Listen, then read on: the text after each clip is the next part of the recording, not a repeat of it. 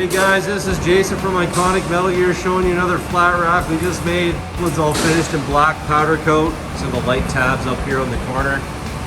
And you got your LED lights with your chrome bezels. This one's got the clear lights, which is pretty cool. So you can use them as work light. This one's got what we call like a towel bar option here. This was custom, so the guys want to hang his lines off there.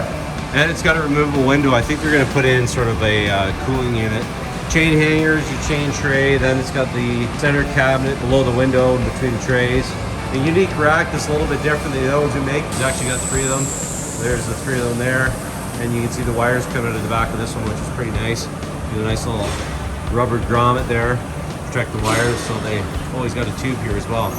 So he's hanging a bar in there. For more products like this, you can check us out at iconicmetalgear.com.